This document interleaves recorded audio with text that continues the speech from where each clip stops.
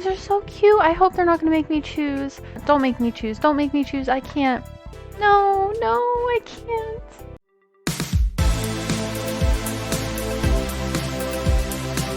Hello. Welcome to part 3 of our life.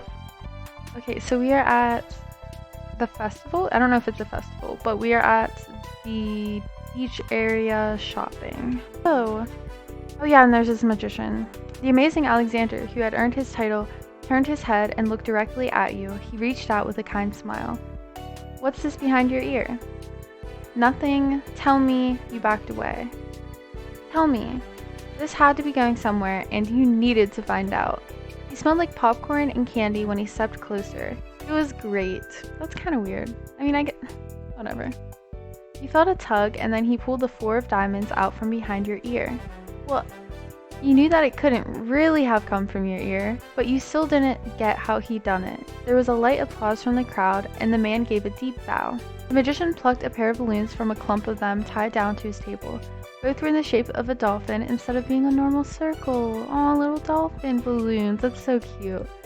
And one for your friend too. Thank you for being my assistant. Wow. Now you are really grateful he chose you. After that, he went to someone else in the crowd. Pick a card, any card.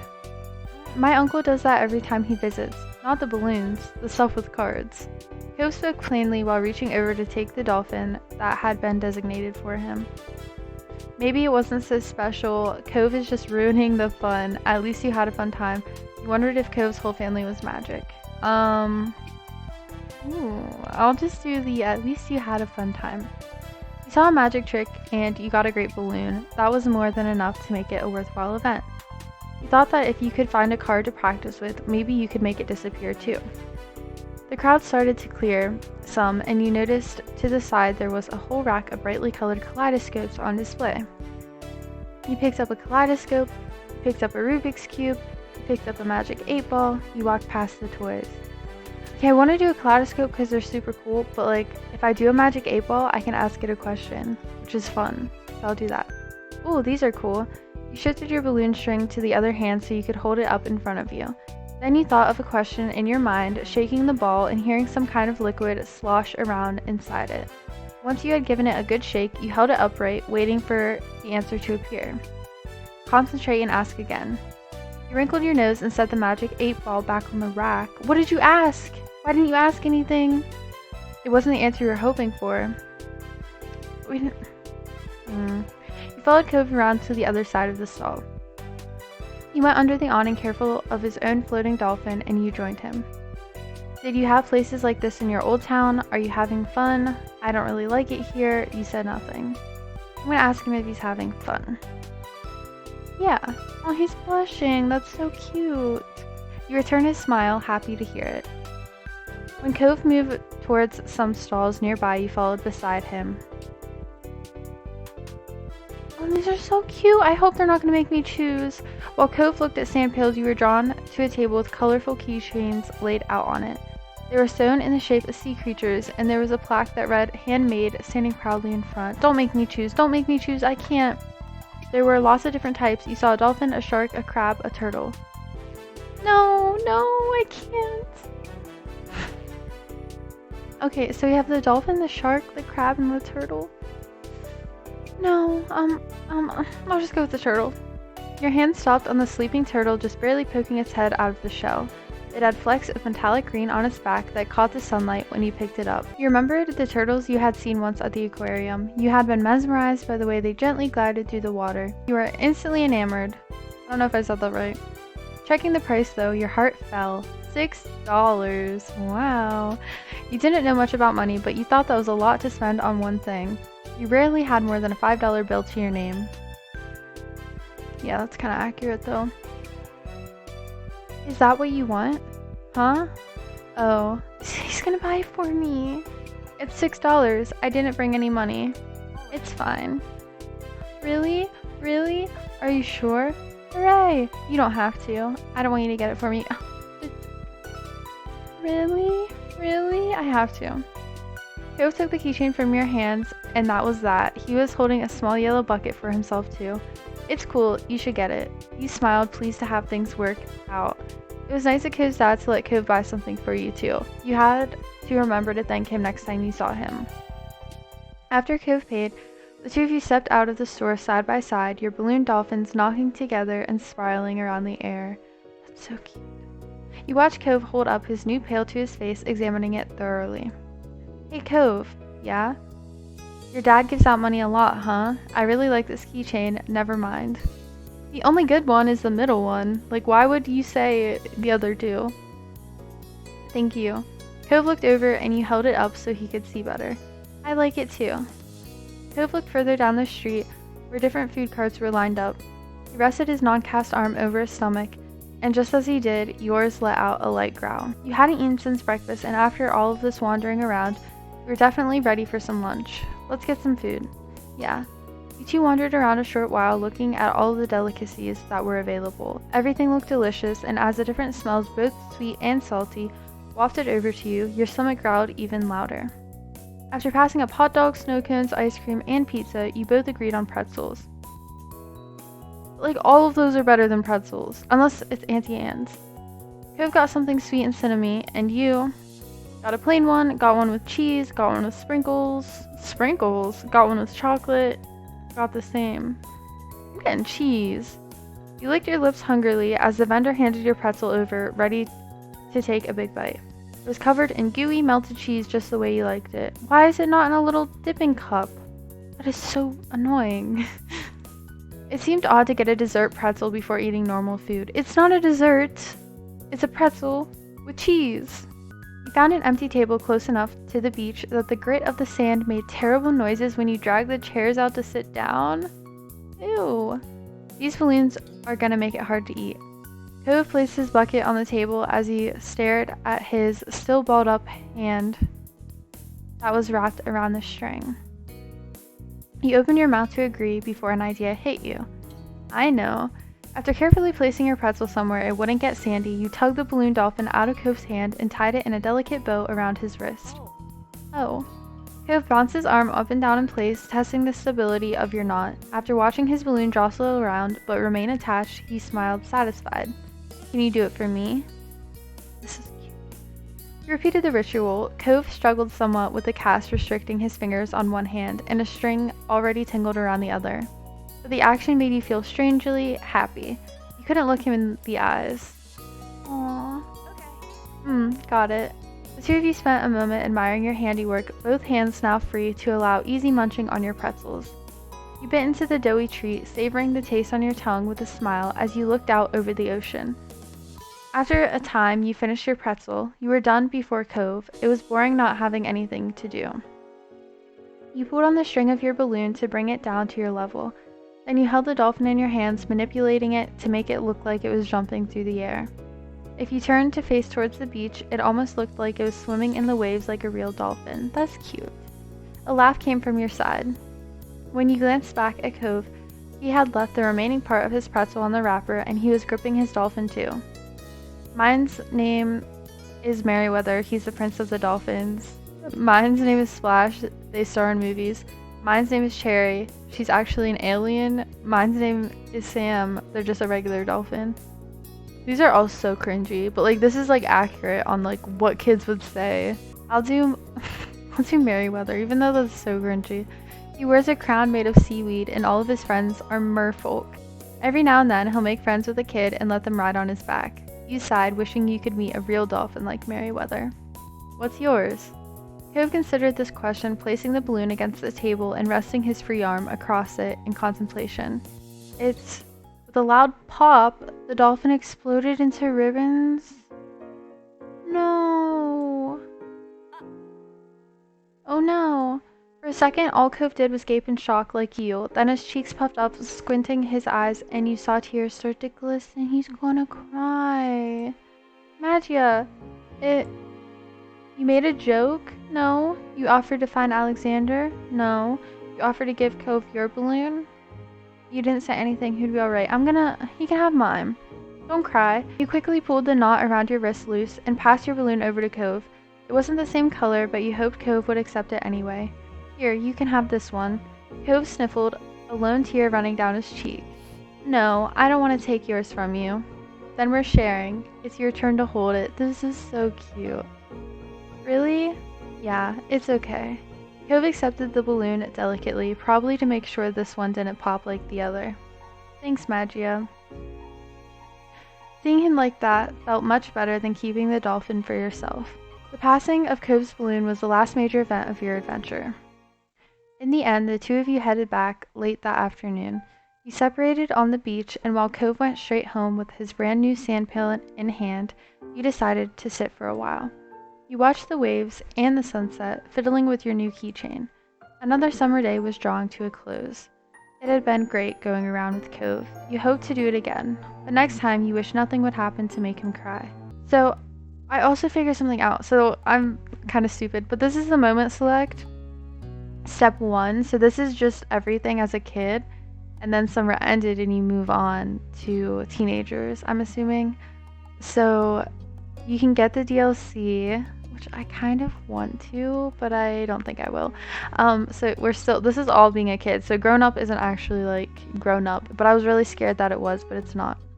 Okay. One sweltering summer day, you were in your living room with Cove, listening to the sounds of the birds chattering outside the window while you lay across the rug on the floor. Cove's dad had dropped him off earlier, and your moms had left the two of you, along with Lizzie, to play amongst yourselves. It had been too hot to go outside in the afternoon, at least according to Mommy, so your sister was starting to get impatient waiting for her golf class that evening. The three of you had had trouble finding something fun to do. The beach and the playground were off limits, and you felt that it was too warm for anything like playing with your fuzzy toy animals.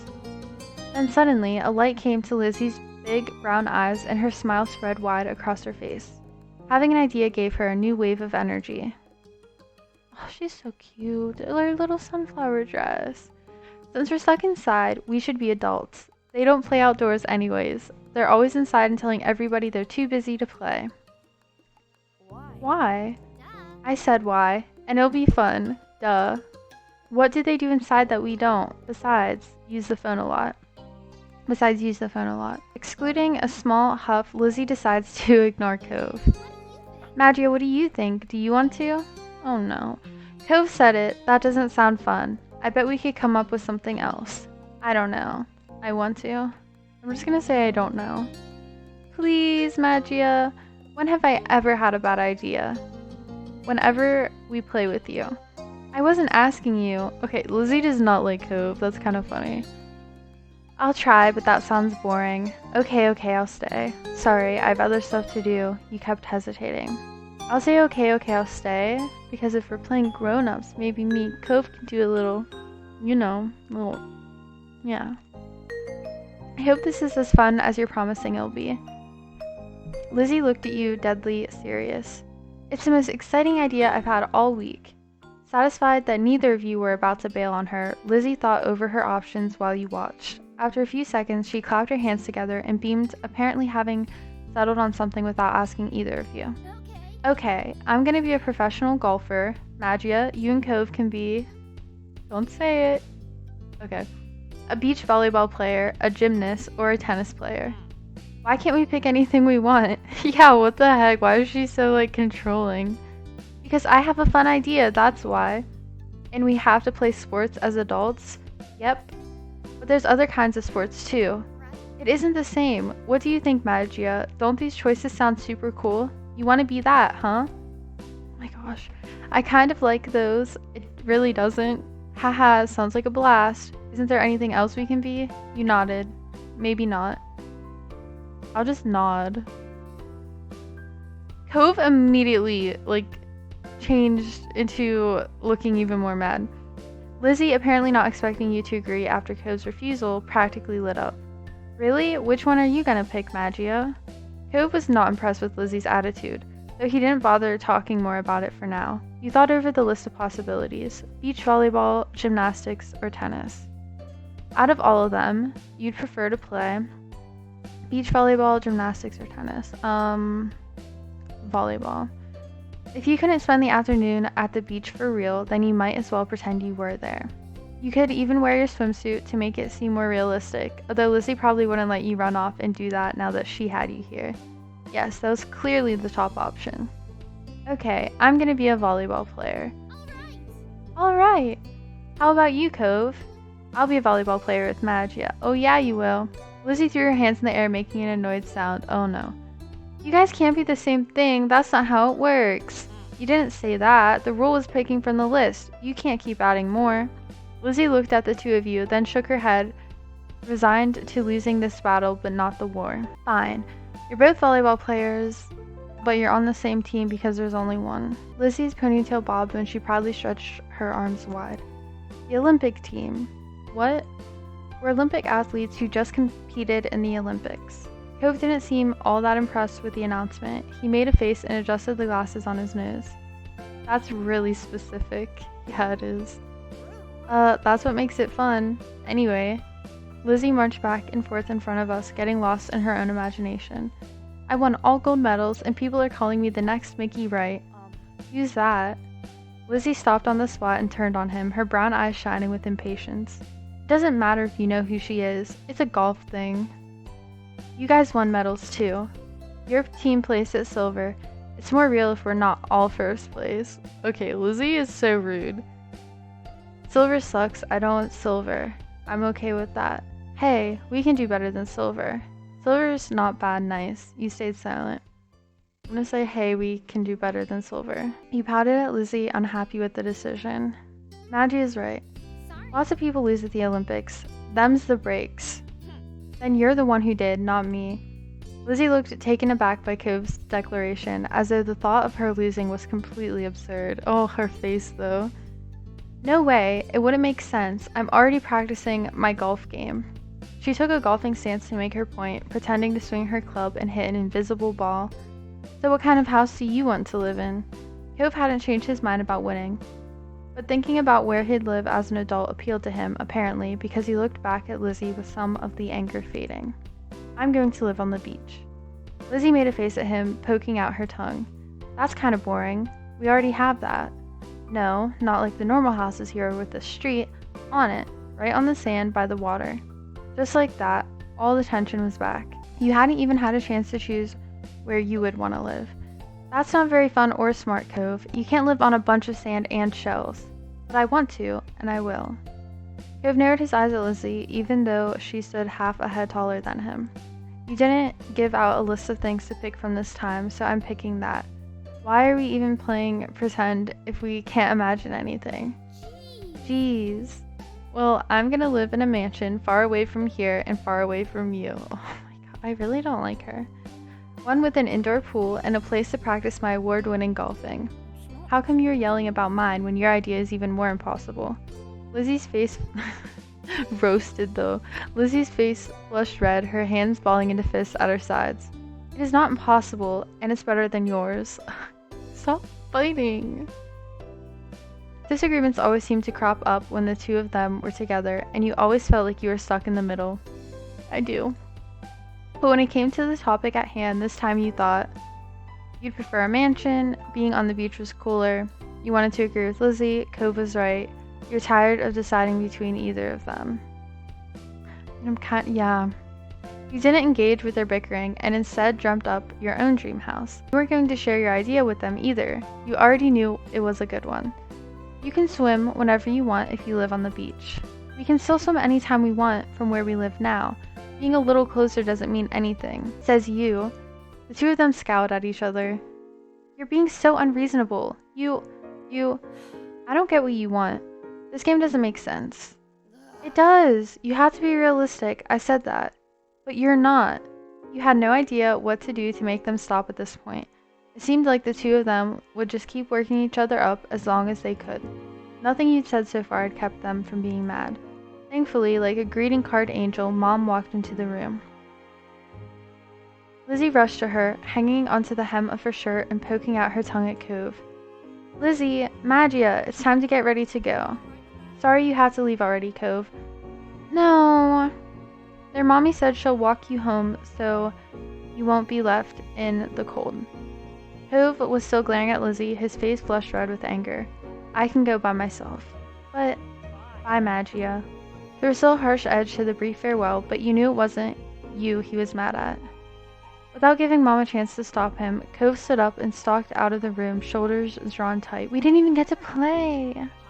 Okay? Worried, Mom turned to look down at you and Lizzie. The two of you were playing nice with our new friend, weren't you? You told the truth, you lied. Oh no. I'm telling the truth. We were playing pretend and things got intense. They were like cats and dogs. Your sister's jaw dropped, looking betrayed, as Mom put both hands on her hips. Elizabeth, I told you to be kind to him. He's having a hard time right now. Okay, I had to bust her because she was being so rude. Lizzie's mouth closed back up, replaced by a tiny frown. I know, I tried, but he was... No buts. We both know you can show someone a great time when you put your mind to it. We're going to apologize to Cove and his dad over the phone when he gets home from work tonight. Lizzie hung her head, dragging a foot across the ground in front of her. Okay, Mom. Good girl. You caught pieces of Lizzie sulking to herself about how it was his fault too, but it was over. Ah, right. We better get a move on. Let's go, kids. No, Lonnie? Where did you leave the car keys?